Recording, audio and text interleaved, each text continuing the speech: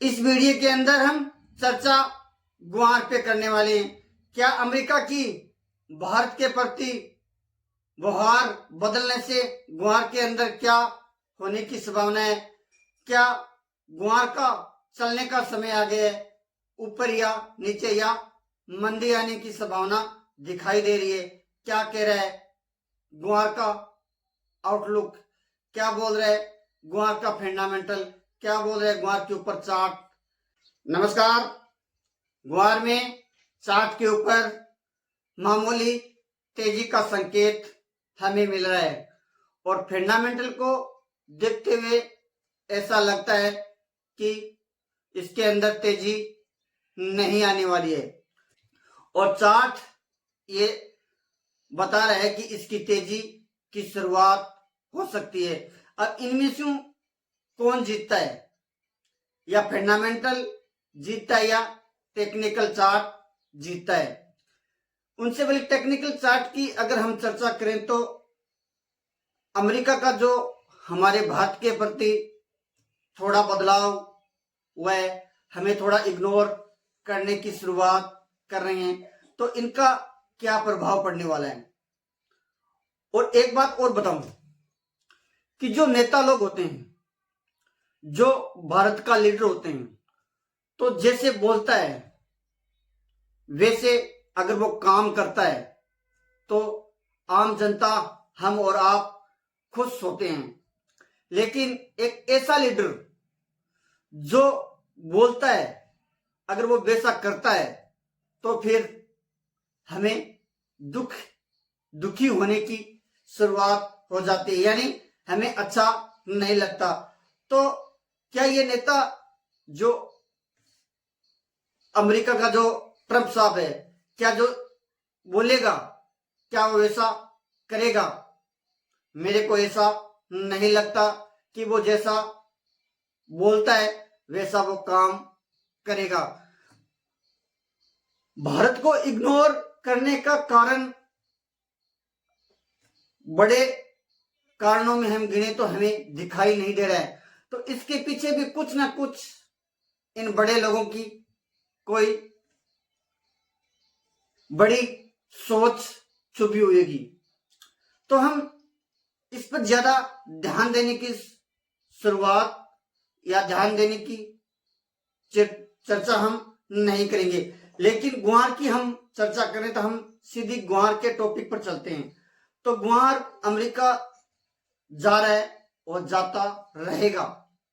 जितनी उसको डिमांड होगी, जैसी उसको जरूरत होगी, उतनी सप्लाई हम करते रहेंगे।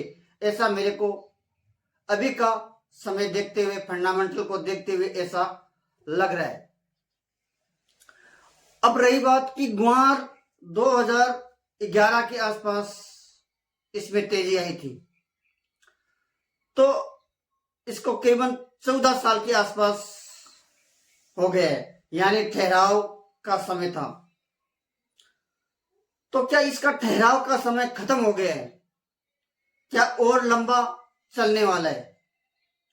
यानी ठहराव अलग अलग टाइम पीरियड होती है, यानी 6 महीना ठहरेगा या 6 साल ठहरेगा या 16 साल ठहरेगा या 26 साल की पीरियड के अंदर ये चला जाएगा या फिर 36 के अंदर चला जाएगा। तो मोटा मोटी इसकी ठहराव का समय होता है 16 साल। पहली दूसरी स्टेज पार करते हुए 16 साल का समय होता है।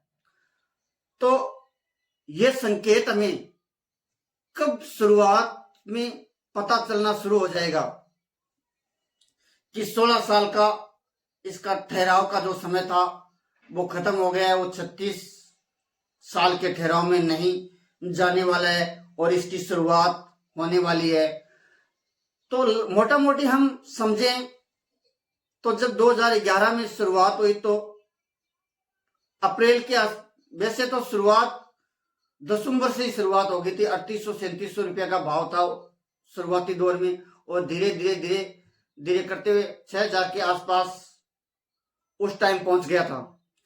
यानी अप्रैल के आसपास या मार्च के बाद बोलूं मैं तो बम्पर तेजी की शुरुआत 2011 के अंदर हो गई थी। बम्पर तो बहुत लंबी नहीं थी, लेकिन सीमा से बाहर निकल गई थी। उस टाइम करीबन 7,000 के आसपास का भाव मार्च के आसपास चला गया था, और उस टाइम पता चल गया था कि अब ग्वार के अंदर कुछ बड़ा होने वाला है।